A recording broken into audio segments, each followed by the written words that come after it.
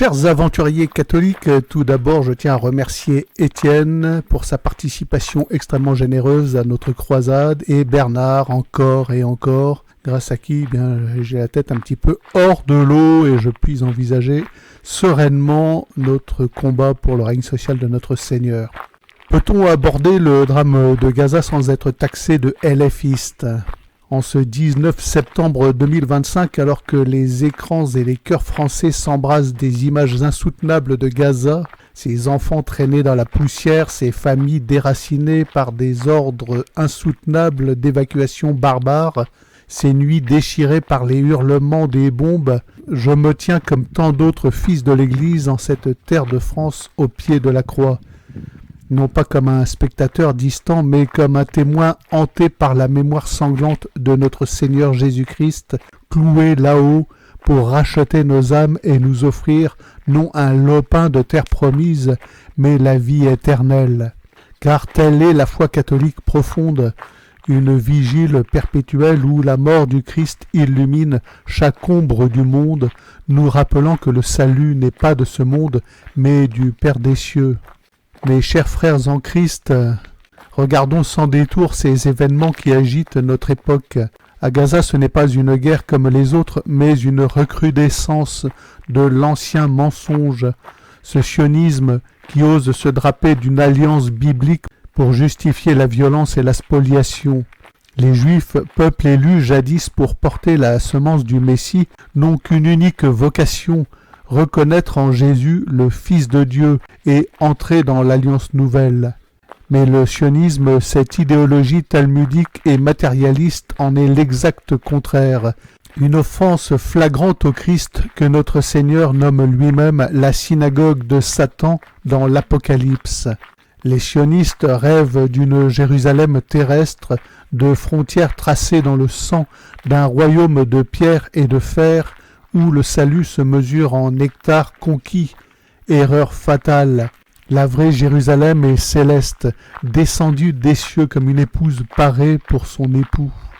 Cette vision temporelle n'est qu'un leurre qui pave la voie à l'Antéchrist, accomplissant les prophéties où les faux bergers mènent leurs troupeaux à l'abîme. Et voyez le fruit de ce mensonge bimillénaire et patent sous nos yeux. En Israël, tout n'est que violence, destruction, vengeance, des revendications territoriales bassement forgées sur une lecture charnelle des Écritures, où la terre promise devient prétexte à l'exode forcé des innocents. À Gaza, cette monstruosité culmine.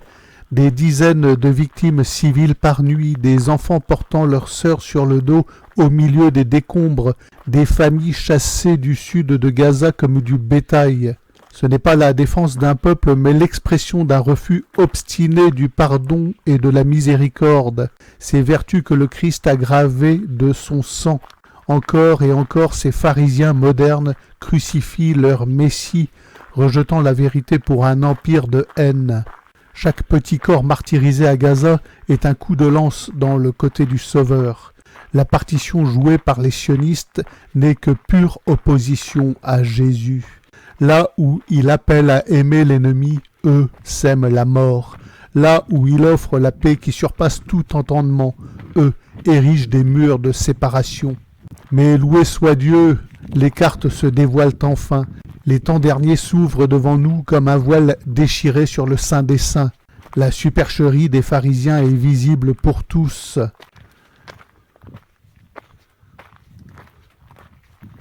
Ces vétos américains bloquant les cris de l'ONU, ces provocations lors des manifestations à Paris, où, au lieu d'œuvrer pour la France, pro-israéliens et pro-palestiniens s'affrontent dans une fureur qui n'est que le reflet de leur idolâtrie commune.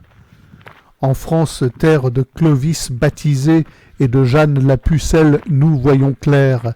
Le sionisme, par sa logique inique, accélère sa propre chute et révèle au monde l'urgence de la conversion.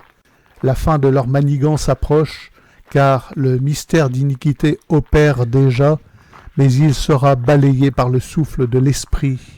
Chers amis, ne désespérons pas dans cette nuit, la croix n'est pas vaine, elle transforme la monstruosité en rédemption.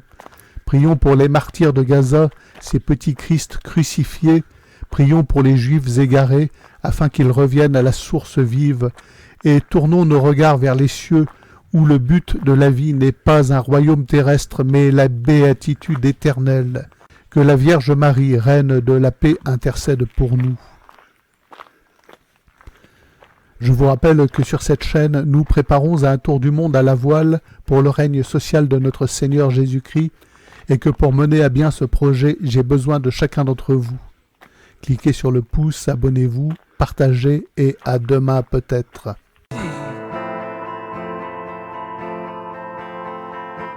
Rien d'autre ne m'importe que d'aller au ciel. Et si je dois mourir sous les rires impies, qu'il me soit accordé les forces essentielles à tenir haut la croix du Seigneur Jésus-Christ. À tenir haut la croix du Seigneur Jésus-Christ.